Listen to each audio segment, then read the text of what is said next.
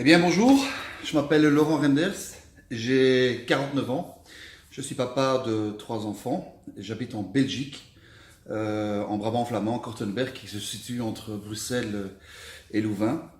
Alors je ne suis pas un youtubeur, ni une youtubeuse, c'est pas mon genre de faire des films ou des vidéos. Mais aujourd'hui, ce qui me pousse à le faire, c'est simplement la décision que j'ai prise de faire un bypass.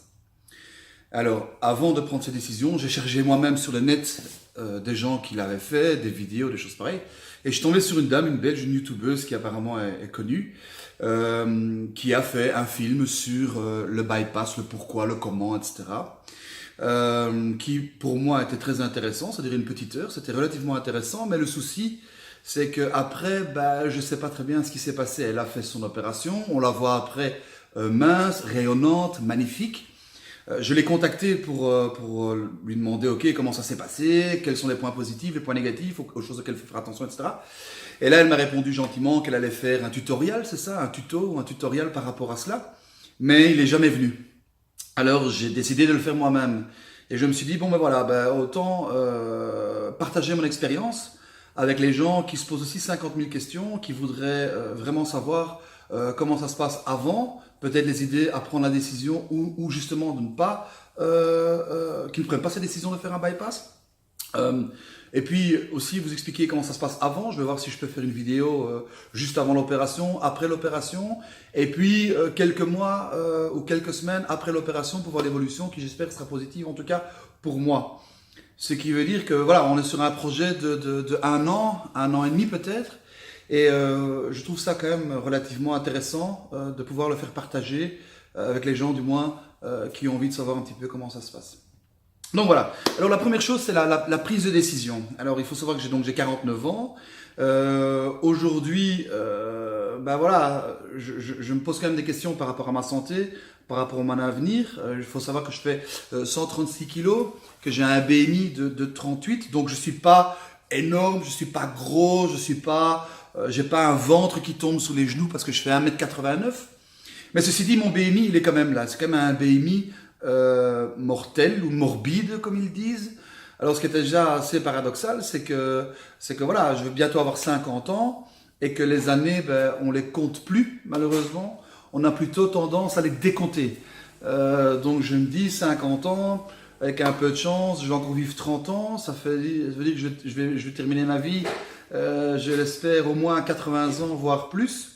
Et je voudrais absolument continuer à vivre parce que j'aime la vie, voir mes enfants grandir, voir mes enfants s'installer, avoir eux-mêmes des enfants. Enfin voilà, j'ai envie de continuer à vivre. Et je me dis que si je continue comme je le fais maintenant, ça va pas durer longtemps, hein, dans le sens où j'ai une vie sociale qui est très riche, j'ai beaucoup d'amis, j'ai beaucoup de moments très conviviaux au restaurant, j'aime bien boire un coup, j'aime bien faire la fête. Pour les gens qui me connaissent, ils connaissent un peu mes origines aussi, du monde de la nuit. Donc voilà, mais à un moment donné, il faut quand même se dire, stop. Oui, ok, il faut faire attention, oui, ok. Il faut faire régime, attention, faire régime. Oui, ok, mais comment ? C'est pas évident. Moi-même, j'ai essayé plusieurs régimes. On peut dire que j'ai toujours été quelqu'un de très fort. J'ai essayé de faire régime depuis mes 30 ans, je veux dire, donc une vingtaine d'années. Et parfois, ça marche. Oui, je perds 5 kilos, je perds 10 kilos, 15 kilos avec des protéines, des shakes qui me coûtent un pont. Et puis, je reprends tout, voire plus. Donc c'est pas facile. Mais à cette époque, quand tu as 30 ans, 35 ans, 40 ans, c'est pas trop grave, quoi. On n'a pas des problèmes de dos, on n'a pas des problèmes de genoux, on n'a pas des problèmes gastriques, on dort très bien la nuit. En somme, la priorité n'est pas là. On veut le faire purement, dans mon cas en tout cas, pour le physique, hein, on va le dire comme ça, et pour plaire à la galerie, et pour plaire à la société qui veut toujours des gens qui sont toujours en bonne forme, en bonne santé, qui sont bien constitués, bien bâtis, où on voit les muscles, le six-pack. Moi j'ai aussi un six-pack, mais c'est plutôt un six-pack de Jupiler. Bon voilà. Et puis à un moment donné, on se dit voilà, 49 ans, 50 ans, là maintenant il faut vraiment prendre les choses au sérieux, il faut plus déconner. Et je pense que chez moi, j'ai réalisé, aussi grâce à un reportage que j'ai vu de Laurent Ournac. Alors pour ceux qui ne connaissent pas Laurent Ournac, c'est le comédien, l'acteur principal de la série télévisée Camping ou Camping Paradis, je crois. Et donc clairement, le gars, il a perdu beaucoup de kilos. Je crois qu'il a perdu 60 kilos, mais bon, il était vraiment petit et très très obèse. Et donc lui aussi a pris ses décisions de faire une intervention chirurgicale. Il a fait un sleeve. Je vais en parler plus tard pour voir exactement ce qu'il en est. Et surtout, ce qui m'a interpellé, allez voir sur YouTube, vous allez voir des vidéos. Ce qui m'a interpellé, c'est qu'à un moment donné, il a été voir un psychologue et qui lui a fait comprendre qu'il n'était pas, enfin plutôt qu'il était malade. Donc ça veut dire que le fait d'être gros, d'être obèse, je veux bien dire obèse, morbide, eh bien c'est une sorte de maladie. Alors les gens vous disent, ouais, il faut faire régime, mais c'est facile, tu manges des bananes et des pommes et toutes ces conneries, etc. C'est génial à partir du moment, évidemment, où on n'est pas dans cette situation-là. C'est comme si tu demandes à quelqu'un, écoute, arrête tes bêtises, arrête de fumer, c'est très simple, tu mets cette tige de côté, il n'y a rien qui va te pousser à fumer. Oui, bien entendu, jusqu'au moment donné où la personne à qui tu t'adresses, ben, elle est fumeur et elle n'arrive pas du tout à se séparer de ce vice ou de ce tic, etc. Donc, c'est très facile à dire, c'est pas facile à faire. Voilà. Et aujourd'hui, voilà, moi aussi, j'ai pris la conscience que c'est une maladie. Voilà. C'est génétique peut-être. Mon père était aussi assez enveloppé, ma maman aussi. Et je me dis que oui, voilà. Est-ce que c'est un mal-être? Est-ce qu'on mange beaucoup? Ok, tout ça, oui, peut-être. J'en sais rien. Je m'en fous. Mais dans ce qui me concerne, je me suis dit voilà, c'est une maladie. Et à partir du moment où c'est une maladie, eh bien, il faut la soigner. Et les gens peuvent raconter tout ce qu'ils veulent autour de vous. Ça va pas vous aider, je pense. Voilà. En tout cas, c'est comme ça que moi je l'ai pris. Donc à partir du moment où je me suis dit, tiens, c'est vrai que l'obésité, ça peut être une maladie que je vais me faire soigner, eh bien, j'ai quand même vu ça d'une manière tout à fait différente. J'ai analysé ça tout à fait de manière différente et je me suis dit, voilà, il est temps que tu te soignes de cette maladie. Voilà, ça c'était ma première grande découverte, si je puis dire, dans la recherche de la perte de poids. Alors évidemment, dans mon cas, de nouveau, j'étais avec un ami, Christian, qui lui fait, je pense, 1m75 ou 72, qui fait 150 kilos et qui lui a vraiment la bavette, etc. C'est difficile pour lui.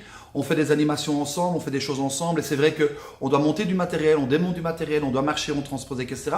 Et clairement, il est aussi essoufflé et moi, je suis aussi essoufflé et je sens qu'au plus j'avance dans l'âge, au plus ça devient compliqué. Donc, on a décidé ensemble d'aller voir la clinique du poids parce qu'on se sent pas seul, on fait les choses ensemble et c'est un peu comme un jeu, hein. C'est un peu comme si vous preniez chacun votre balance et vous alliez mesurer le poids toutes les semaines et vous allez les comparer. Donc c'était assez marrant. C'est parti d'un jeu et en définitive, ben voilà, on est arrivé à la clinique du poids. On a vu des gens très sympathiques, très compétents, là il y a pas de discussion. Mais voilà, je suis arrivé dans une grande structure avec quelqu'un qui m'a expliqué en 10 minutes comment ils allaient faire, ce qu'ils allaient faire, qu'on allait faire les tests, etc., etc., etc. Donc grosso modo, voilà, j'ai posé mes questions, elle m'a répondu, tout s'est très très bien passé. Mais je suis sorti après 30 minutes et je me suis dit, bon ben ok, voilà, s'il faut le faire, allons-y. Mais je n'étais pas plus convaincu que ça par rapport à la clinique du poids. Bon, ça c'est mon interprétation personnelle et mon ressenti. Alors j'ai un ami, David DDC, qui lui a aussi le même souci que moi et Christian. Et lui, il a fait une opération, il a fait le mini bypass chez un chirurgien à Asse-Coppegem. Et il m'a donc conseillé d'aller voir cette chirurgienne plutôt.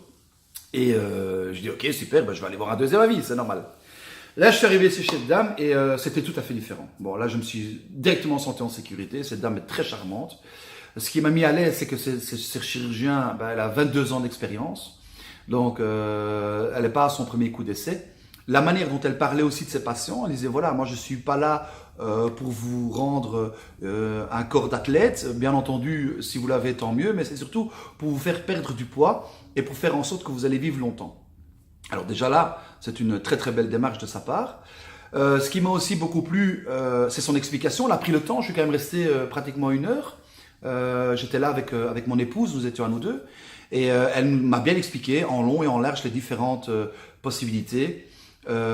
J'ai pu poser toutes les questions que je voulais. Ma femme a posé les questions qu'elle voulait aussi, etc. Donc c'était quand même beaucoup plus professionnel, si je puis dire, quoique j'aime pas trop ce terme ici d'un point de vue médical, mais en tout cas, c'était un petit peu mon ressenti. Alors, ce qui m'a aussi vraiment beaucoup plu chez elle, c'est qu'elle m'a dit, voilà, contrairement aux autres chirurgiens, je place un drain chez vous.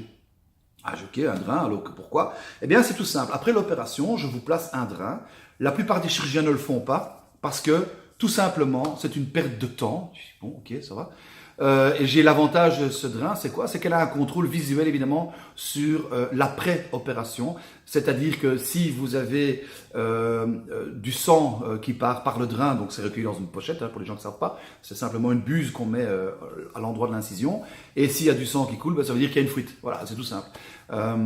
Et donc là, elle a un contrôle visuel sur l'opération qu'elle vient d'effectuer. Elle vous fait aussi boire un liquide bleu. Et si le liquide bleu se retrouve aussi dans ce drain, c'est que là aussi, il y a un problème d'étanchéité. Donc là, je me suis dit, waouh, ça c'est quand même pas mal. Ça évite, en cas de problème, de devoir attendre 10 jours, 20 jours, 30 jours et retourner chez ton chirurgien pour dire, oh, je me sens pas bien, ça va pas, et puis constater qu'il y a un problème d'étanchéité.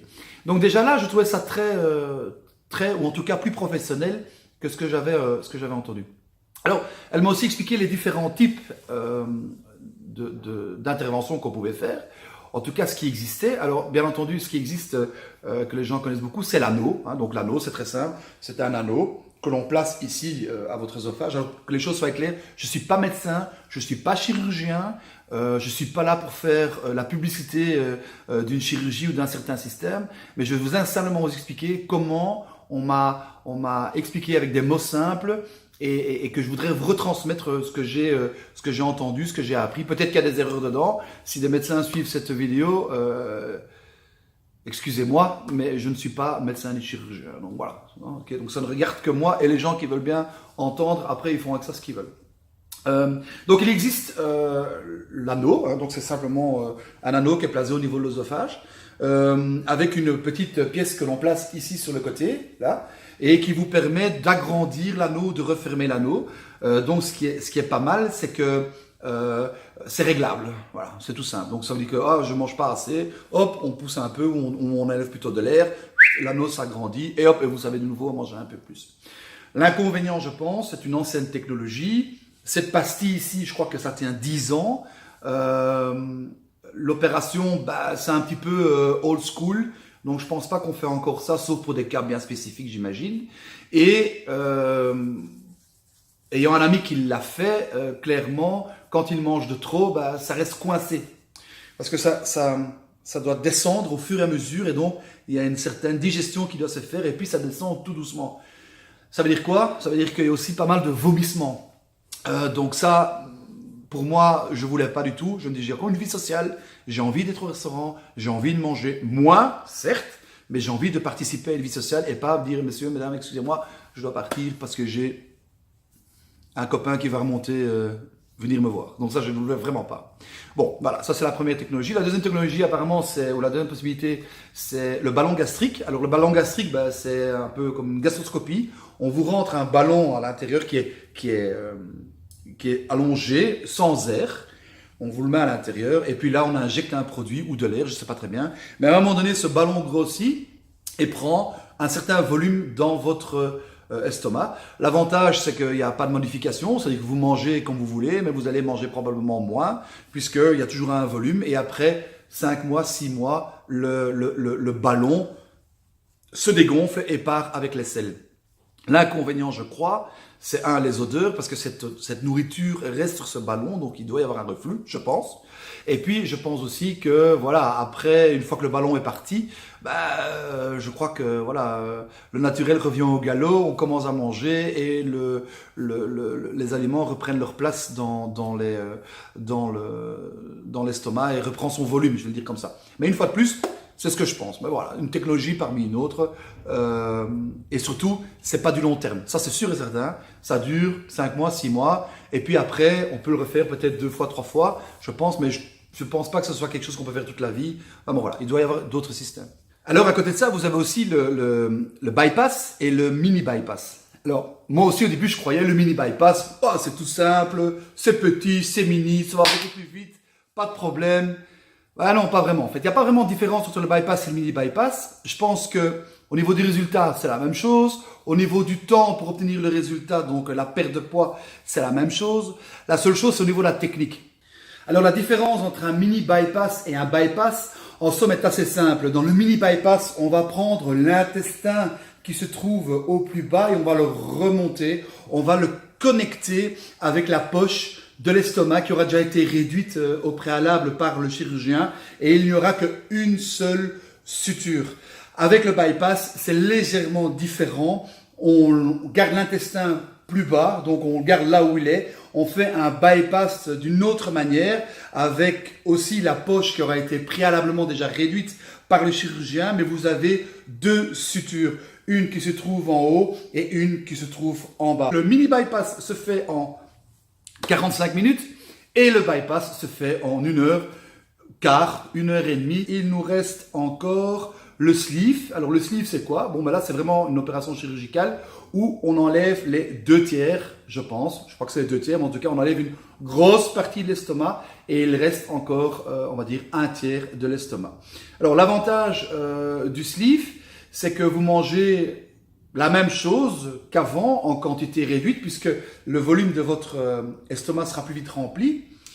Et vous n'avez pas de bypass, vous n'avez pas de changement. Donc au niveau de la digestion, le tout est classique, tout se fait normalement. L'inconvénient, je pense, ça veut dire que moi, je pense, c'est que après X années ou quelques années, si vous ne faites pas attention et vous reprenez les aléas de la vie, etc., eh bien, il y a des chances que votre estomac s'élargisse à nouveau et que vous avez donc tendance à reprendre du poids. Donc le sleeve, c'est vraiment une opération chirurgicale où on enlève 2/3 de votre estomac. On l'enlève, poubelle, merci, au revoir et bonne chance pour la suite de votre vie et de votre régime alimentaire. Au niveau du bypass et bypass, très important aussi, j'ai oublié de le dire, c'est que là on n'enlève pas l'estomac. Hein, donc tout reste en place, il est simplement réduit. J'ai demandé moi à mon chirurgien de réduire la poche, mais pas trop réduire parce que je veux quand même aussi avoir une qualité de vie. Et donc tout ça, elle pouvait organiser. Donc voilà, la poche est réduite, mais c'est eux-mêmes qui définissent un petit peu la grandeur de cette poche. Donc ça, c'est positif. Et surtout, en ce qui me concerne, ce qui m'a fait vraiment décider pour cette solution, c'est que c'est réversible. Ça veut dire quoi? Ça veut dire que si jamais il y a un problème à l'avenir, si vous changez d'avis, si, pour les raisons X, Y, Z, vous devez refaire le chemin à l'envers, eh bien, avec un bypass et un mini bypass, c'est possible. Il redéconnecte le tout et le reconnecte à l'origine, si je puis dire, et vous êtes reparti. Donc voilà. Donc ça, pour moi, c'était quand même assez important et assez intéressant de savoir, dans le sens où je dis, voilà, si je me plante quand même quelque part, si mon corps n'accepte pas cette modification, eh bien, il y a toujours moyen de faire marche arrière. Ça, pour moi, c'était primordial dans ma décision. Alors après, voilà, la chirurgienne m'a expliqué tout ça. Donc là, je l'en ai remercié. J'ai dit, ok, c'est bon, je l'ai fait. Voilà. La seule chose qui me faisait encore peur, et ça je pense que c'est aussi la plupart des personnes, c'est l'anesthésie. Alors l'anesthésie, c'est, oh là là, l'anesthésie, on va vous endormir tout à fait, et je ne vais plus jamais me réveiller. Bon, alors, ça c'est ce que tout le monde pense, bien entendu. Heureusement, je crois qu'il y a beaucoup de gens qui se réveillent.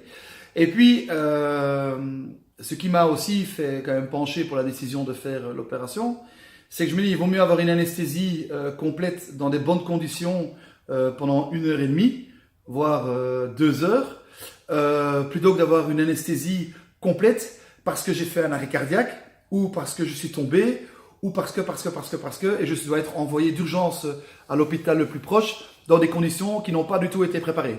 Là, je serai de toute façon aussi anesthésié, enfin, pas anesthésié, mais j'aurai en tout cas une anesthésie globale, et Dieu sait dans quelles conditions. Donc voilà, donc à un moment donné, il faut y aller, il faut prendre les décisions qui semblent être les bonnes, et puis prendre son courage à deux mains, et il faut y aller, quoi. Bon.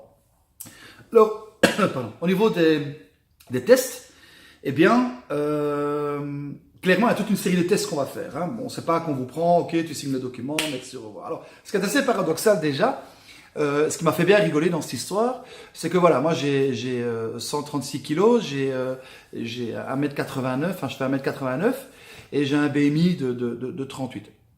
Et en fait, le médecin me dit que il faut avoir un certain BMI, un certain coefficient de BMI pour être éligible pour l'opération. C'est-à-dire éligible, c'est-à-dire quoi? Retoucher de la mutuelle, rentrer les papiers, etc. Sachez qu'une opération coûte plus ou moins 10 000 euros, je pense, et vous avez une cote par personnel à payer de 1200 ou 1500 euros. Et si vous avez une assurance complémentaire, style DKV ou je ne sais tout quoi, eh bien là, c'est pratiquement 0 euros sauf la franchise.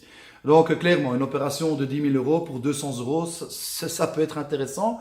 Mais pour ça, il faut être éligible. Alors, ils ont mis des barrières. Je ne connais pas exactement les barrières, mais je pense que c'est un coefficient BMI de 38. Ou faire des apnées du sommeil. Voilà, en tout cas, faire toute une série de tests pour voir dans quel coefficient vous vous trouvez.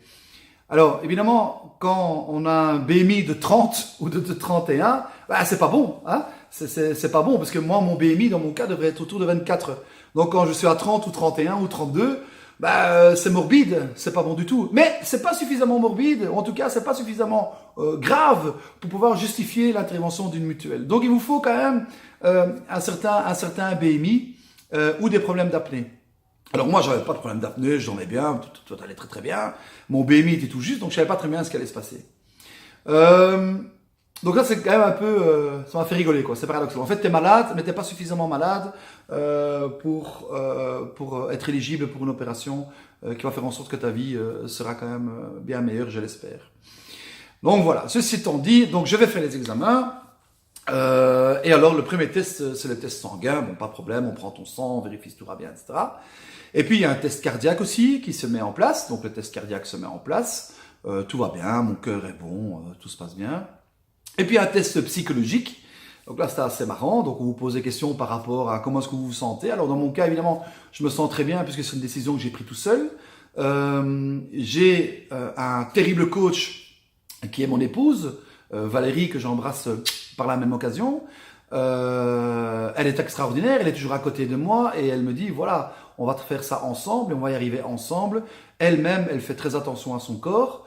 Et donc, pour moi, c'est assez simple d'avoir quelqu'un qui m'aide et qui va aussi penser à mon régime alimentaire. Mes enfants aussi sont sponsors, je leur ai expliqué le pourquoi, le comment, et que je voulais vivre longtemps, etc. Donc eux aussi comprennent ma décision et donc vont m'aider dans les moments qui, à mon avis, seront les plus difficiles. Bon, clairement, si vous arrivez chez un psychologue et que vous dites, voilà, ma femme m'a quitté, je suis en instance de divorce, mes enfants, je les vois jamais, je suis au bord de la dépression, enfin voilà, des choses pareilles. Et que là, vous arrivez chez elle en disant, et en plus, je veux maigrir de 40 kilos, 50 kilos, faire un bypass et patati et patata pour être de nouveau beau et pour pouvoir prétendre à chercher d'autres conquêtes.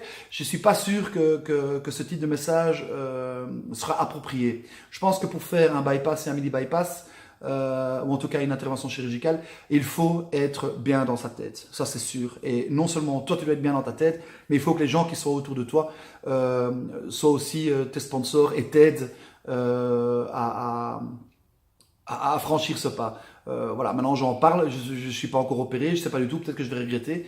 Mais en attendant, voilà, ma décision elle est prise et je crois que le psychologue, ce qu'il veut entendre, c'est simplement d'avoir une personne devant lui qui a compris, qui est apte, qui sait que vivre avec 40 kilos en moins, ça va quand même changer une vie en positif et en négatif peut-être aussi pour les personnes qui après vont devoir faire de la reconstruction de leur peau parce que voilà, il y a trop de peau, il y a des excédents, donc voilà, il y a tout un travail à faire derrière, mais je pense que ça en vaut vraiment la peine, en tout cas en ce qui me concerne. Alors j'ai aussi fait une gastroscopie.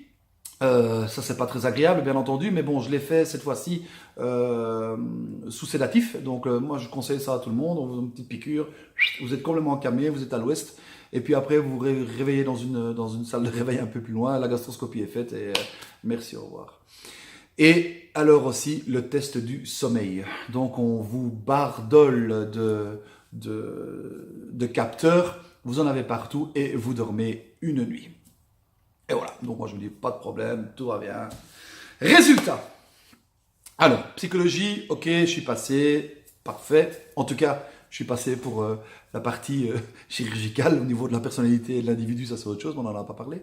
Donc voilà, petite boutade en passant. Mais donc le côté psychologique, il est passé. Le côté sanguin, il est passé, à part qu'on a constaté que j'avais du cholestérol. J'ai dit, ok, du cholestérol. Que mon foie commençait à être gras. Ok. Et clairement qu'il était temps que je fasse quelque chose. Donc c'était pas grave, hein, donc voilà, je suis pas diabétique ou des choses pareilles, mais il était quand même temps de faire quelque chose. C'était la page, c'était vraiment la limite où tu continues à déconner et dans 4-5 ans, ben, il y aura un problème cardiovasculaire ou tu auras un problème de sucre. Voilà, donc il faut savoir aussi dans ma famille j'ai des antécédents, donc mon père a fait un infarctus, enfin plusieurs personnes dans ma famille ont fait des infarctus, donc il faut quand même faire attention à tout ça. Donc voilà, c'était très clair, le chirurgien m'a dit voilà c'est très clair, ou tu fais rien et tant mieux, enfin pas tant mieux mais c'est ta décision, et dans ce cas-là, ben, entre l'année 0 et les 10 ans qui vont venir, ben, il y a de fortes chances que tu risques d'avoir un gros problème dans lequel on devra faire une intervention. Ça peut être un anévrisme, ça peut être n'importe quoi, enfin bon voilà, le foie, le pancréas, enfin voilà. Donc là aussi, là j'ai pris une bonne claque dans le visage en disant waouh, il est vraiment temps que je fasse quelque chose. Mais c'est pas grave, je suis arrivé au bon moment. Donc voilà. La gastroscopie, ben on s'est rendu compte que j'avais un début d'ulcère aussi, que j'avais des infections dans l'œsophage, alors que moi je sentais rien du tout. Pour moi tout va très très bien. Donc voilà, là aussi c'était déjà une première alerte en disant attention, d'un point de vue alimentaire, il y a des choses qu'il faut corriger. Et alors le sommeil, alors ça c'était magnifique. Donc moi je fais cette test du sommeil, tout va bien. Il faut savoir que les gens font en moyenne, tout le monde fait des apnées, hein. Donc pour les gens qui ne savent pas l'apnée du sommeil, c'est arrêter de respirer pendant une fraction X, etc. Et le corps redémarre, hein. Donc votre cerveau dit attention, il faut respirer, etc. Et ça se remet en route. Okay, donc je pense que tout le monde a fait des apnées du sommeil. En tout cas, les apnées du sommeil sont acceptées ou tolérées. En tout cas, l'indice de tolérance est de 5 apnées par heure. Voilà, entre 4 et 5 apnées de l'heure. Hein, une fois de plus, je ne suis pas médecin, donc voilà. Bon. Moi, j'en faisais 20. J'ai dit quoi? 20? 20 apnées de l'heure. Ça veut dire quoi? Ça veut dire qu'en 1 heure, ben voilà, j'arrête de respirer 20 fois. Et mon cerveau, lui, ben, il doit remettre la machine en route. Il dit attention, il faut respirer. Alors l'inconvénient, bien entendu, c'est que comme mon cerveau doit toujours être en stand-by pour éviter la catastrophe, eh bien je ne dors pas. Ou je ne dors pas suffisamment profondément. Et je me réveille fatigué. Donc ce poids que j'ai, que je traîne tous les jours, ben non seulement c'est du poids en excédent, qui peut, ou qui me complique déjà la vie, qui pourrait me compliquer la vie encore plus dans quelques années si je ne fais rien, qui m'empêche de dormir convenablement. Donc voilà, donc ça ne va pas de mieux en mieux, mais ça va de pire en pire. C'est un peu comme le bouquin La chute de Camus, quoi. Tu démarres quelque part, et puis ça descend, ça descend, ça descend, et on ne sait pas remonter. Et puis quand on est en bon, on se dit, mais trop tard. Ça, je voulais absolument éviter. Donc clairement, avec tout cela, j'étais éligible. Hein. Ouais, super, je peux me faire opérer. Alors c'est assez marrant, c'est paradoxal, parce que d'un côté, ben, tu veux perdre du poids, mais d'un autre côté, tu veux être éligible pour perdre du poids. Alors tu vas quand même pas manger ton piffré comme un malade pour exposer ton BMI. Enfin, ça me paraît tout à fait fou. Mais bon, en attendant, en ce qui me concerne, voilà, mon BMI, il est ce qu'il est. J'ai 20 apnées, donc d'office, il faut faire quelque chose. Je pèse 136 kg pour 1m89 et je vais perdre 40 kg. Oh, 40 kg. J'ai dit, oh là là, 40 kg, mais les gens vont croire que je vais avoir le cancer. Je vais avoir la peau sur les os, je vais retomber. Enfin bon, voilà, ça va être très très très bizarre. Et le chirurgien m'a dit, écoute, voilà, tu vas devoir perdre 40 kg. Je veux que tu arrives en dessous des 100 kg. Logiquement, ton poids, ça devrait être 90 kg, mais 90 kg, c'est trop bas. Je suis d'accord avec toi. Donc voilà, on va essayer d'arriver à 95, 96 kg, en sachant que après 1 an, 2 ans, 3 ans, voilà, le métabolisme reprend un peu le dessus et on reprend quelques kilos. Donc si je descends, je sais pas, à 95 kg et que je reprends 5 kg pour arriver à 100 kg, c'est pas grave, hein, je viens de 136 kg. Bon, donc pour moi, ça c'était primordial, c'était de perdre du poids. Alors, on peut pas gérer cette perte de poids. Voilà, on estime que c'est 40 kg, ça peut être 35, comme ça peut être 45, on n'en sait rien. C'est la raison pour laquelle j'ai demandé à un chirurgien d'adapter la poche d'estomac qu'elle va garder, sur laquelle va venir se greffer la partie de l'intestin, pour quand même que j'ai quand même des aliments, une quantité suffisante d'aliments qui rentrent. Hein. Aussi, parce que quand je suis à table, je vais plus manger entrée, plat, dessert, bouteille de vin, bouteille de champagne, mais je vais plutôt dire, voilà, ok, je prends une entrée et un plat et le reste j'arrête. Je prends un verre de vin et voilà. Donc je participe encore à la vie sociale, mais je fais attention. Je pense que c'est simplement quelque chose qu'il faut faire aujourd'hui. Et je me dis aussi, voilà, j'ai presque 50 ans, on va dire que pendant 30 ans, j'ai fait le cochon, j'ai rigolé, je me suis amusé, j'ai fait tout ce qu'il fallait. Et bien pour les 30 ans qui restent maintenant, il s'attend que je me prenne, en tout cas cette partie-là, au sérieux et que je fasse attention à mon corps. Alors pour la raison, j'étais aussi au restaurant, j'étais avec mon ami David, dont je vous ai parlé tout à l'heure, j'étais au restaurant et il venait d'être opéré il y a un mois par le même chirurgien et je dis bah voilà, on va faire le test. Okay, donc on n'a pas pris d'entrée, on a pris chacun un plat et on a pris une bouteille de vin et un apéro. Et donc lui, en ce qui le concerne, il a pris un gin tonic en apéro. Ok. Il a pris un plat vol au vent avec de la purée, qui était bien garni. Il a mangé tout le vol au vent, il a mangé un peu de purée, et on a bu une bouteille de vin à deux. Et voilà, et tout s'est super bien passé.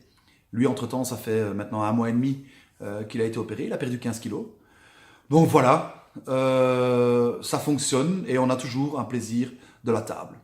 Donc moi, je suis très content, je suis vraiment convaincu que c'est quelque chose que je dois faire. Alors le 23 novembre, c'est l'opération. Donc je me fais opérer au Chirec. Il faut aussi savoir qu'avec le chirurgien que j'ai choisi, c'est facile puisque j'ai fait tous les examens le même jour, dans le même hôpital. Donc je suis arrivé le matin à 7h, je suis parti le soir à 19h et j'avais tout fait. Donc ça c'est assez sympa. Donc on rentre, on ressort, on a les examens, on a tout. Il ne faut pas commencer à tourner à gauche, à droite, revenir, repartir, parce que c'est quand même assez lourd, c'est quand même assez embêtant. Donc ici voilà, tu rentres le matin, tu fais tous tes examens, 2-3 jours on te téléphone et puis à un moment donné on fixe la date de l'opération. Donc tout ça c'est fait assez naturellement si je dois dire. Donc voilà, donc le 23 novembre je me fais opérer. Je vais probablement encore faire une vidéo juste avant l'opération. Et puis après l'opération, et puis quelques jours ou quelques semaines après l'opération, parce que le but de cette vidéo, c'est de vous montrer mon évolution, et puis aussi de vous parler de mon ressenti, des choses positives, des choses négatives, des choses auxquelles j'aurais fait attention, ou je devrais faire attention. Donc voilà, ça c'est vraiment le but pour moi de cette vidéo, de cette courte vidéo, c'est vraiment de vous faire partager mon ressenti. Une chose avant d'arrêter, je sais que une des choses qui pourrait être désagréable avec le bypass et le mini bypass, c'est le dumping. Hein, c'est-à-dire que le dumping d'un point de vue du sucre. C'est-à-dire que aujourd'hui, vous mangez du sucre, vous mangez du chocolat, vous buvez du champagne, des bonbons, des cookies, enfin j'en sais rien, n'importe quoi. Eh bien, ça rentre dans votre estomac où les enzymes vont intervenir pour tout faire digérer. Et ça se passe plutôt bien, d'accord? Bon, j'imagine qu'il y a des gens, quand ils ont trop de sucre, ils font des hyperglycémies. Quand ils en ont pas assez, c'est de l'hypoglycémie. Ici, comme il y a une modification qui est faite, l'absorption de sucre, elle est pratiquement nulle ou réduite, puisque l'estomac, il n'y est plus, on passe à côté de l'estomac. Et donc, cette absorption de sucre se fait plus bas dans les intestins, les enzymes interviennent et donc vont prendre ce sucre et le le stocker dans votre organisme par l'intermédiaire du sang. Évidemment, si vous prenez trop de sucre à ce moment-là, ou en tout cas si vous prenez du sucre normal, par exemple, vous mangez 2 glaces ou une grosse glace, ou vous mangez 2 gaufres au sucre, je ne sais pas. Le corps va alors recevoir trop de sucre en une fois qu'il devra digérer. Cette quantité, il n'aura pas l'habitude de la digérer, ou en tout cas de la recevoir si vite. Et qu'est-ce qu'il va faire alors? Il va faire un shutdown. Il va arrêter. Il va dire « Oh, j'ai trop de sucre, j'ai trop de sucre, j'ai trop de sucre. » Et là, apparemment, qu'est-ce qui se passe? C'est dans ce cas-là, vous devez rester allongé pendant, je sais pas moi, une demi-heure, 1 heure, histoire que le corps se rééquilibre et se remette en route. À partir du moment où on le sait, il faut simplement faire attention aussi. Voilà, c'est tout. Alors, au niveau des régimes aussi, ce que je voudrais rajouter, j'avais été voir la diététicienne, c'est juste, dans le parcours, il y a aussi la diététicienne à aller voir.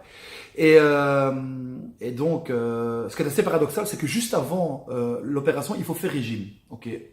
Et donc, ce régime, c'est un régime protéiné qui vous permet de perdre des graisses.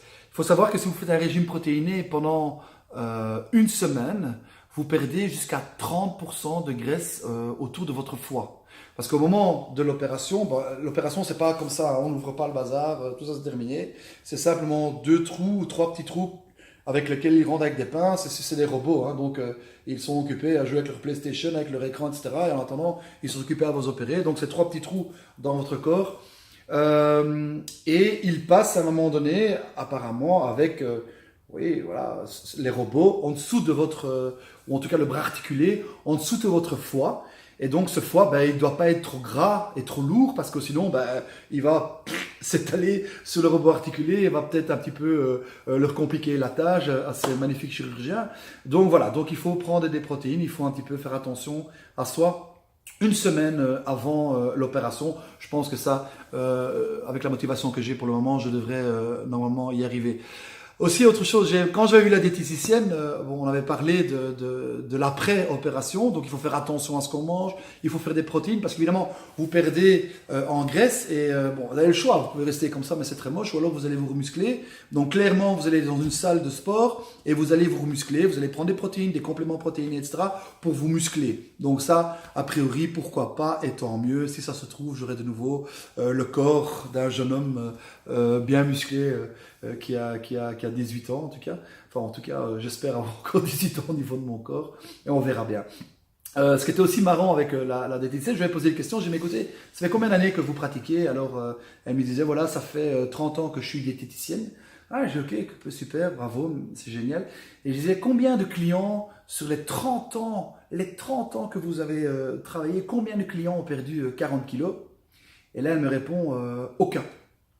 J'ai une cliente, me dit-elle, qui a perdu 35 kilos et qui en a déjà repris 10.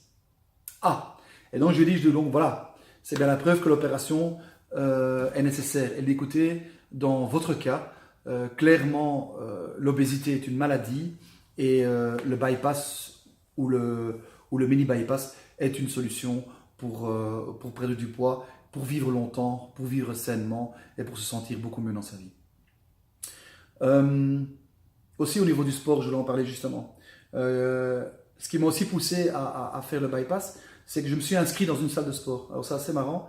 Je paye 60 balles par mois pour une salle de sport qui est magnifique, splendide, avec des coachs, tout ce que tu veux. Et je suis arrivé là-bas et voilà, on va commencer à faire du sport les gars, on va commencer à perdre des kilos, on va faire du mouvement, on va faire de la musculation. Je dis, moi je veux... time out, moi je veux pas de musculation, hein. Je suis déjà assez large comme ça, je suis déjà assez musclé comme ça, je vais pas encore prendre de la masse musculaire. Ah ouais mais il faut prendre de la masse musculaire, et donc on va te vendre des shakes, on va te vendre des protéines, et on va te vendre de ceci, on va te vendre de cela, etc. Et là je suis sûr qu'il y a plein de gens d'entre vous qui disent ouais mais il est con Laurent, allez pourquoi il l'a fait, etc. Je peux vous assurer qu'il y a beaucoup de cons, hein.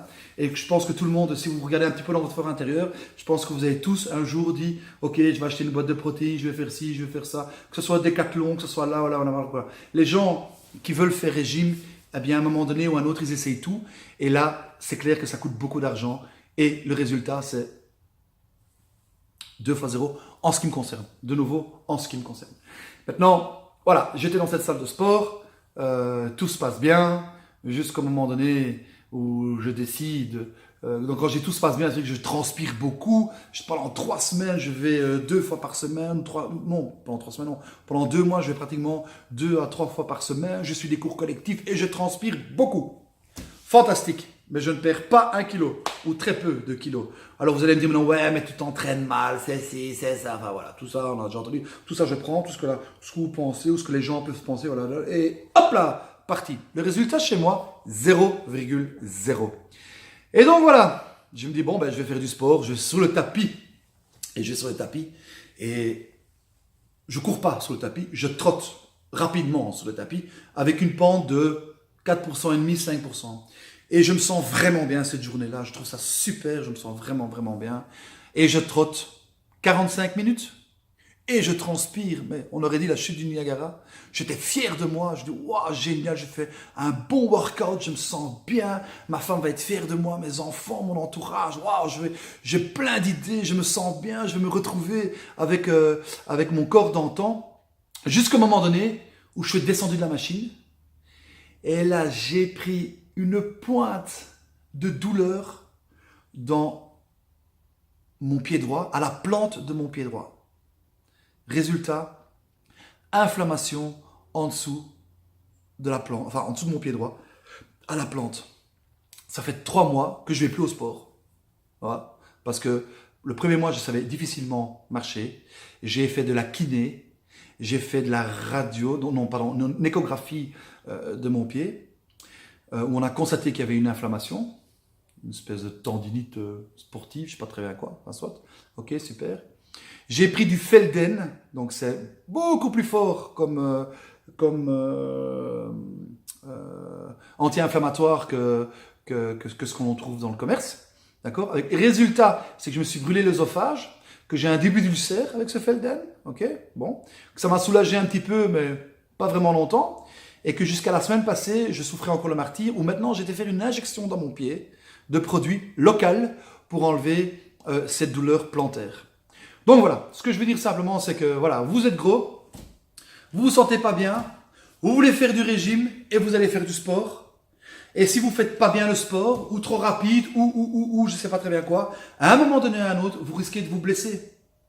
Et comme vous vous êtes blessé, vous faites plus de sport et vous reprenez du poids. De nouveau, comme tout à l'heure, le bouquin La chute de Camus. Hein, on démarre et on n'arrête pas. Voilà, ça aussi c'est une des choses pour laquelle j'ai dit ok, maintenant, stop, arrête de déconner.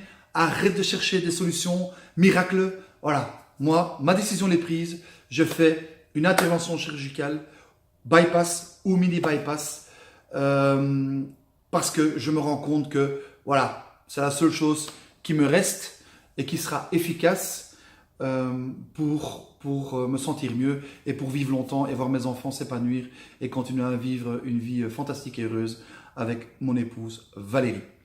Voilà. Je ne sais pas si j'étais fort long. J'ai essayé de dire les choses comme je le sentais. Je parle avec mon cœur. Il y a peut-être des gens qui ne seront pas d'accord. Il y a peut-être des gens que j'aurais choqués. Si c'est le cas, excusez-moi, c'était pas du tout le but. Voilà, je voulais simplement faire une vidéo qui, j'espère, aidera certaines personnes. Et si ces personnes ne sont pas aidées, bon ben voilà, que je vais chercher de l'aide ailleurs. Voilà. Donc n'oubliez pas l'opération, enfin en tout cas moi je n'oublie pas l'opération, c'est le 23 novembre 2018, hein, nous sommes en 2018. Là nous sommes le 15 octobre 2018, la création de la vidéo. Et je vous tiens au courant pour la suite des événements. Je vous remercie en tout cas de m'avoir écouté. Quelle que soit votre décision, en tout cas bonne chance et bonne continuation. Merci, gros bisous à tous. Ciao, ciao.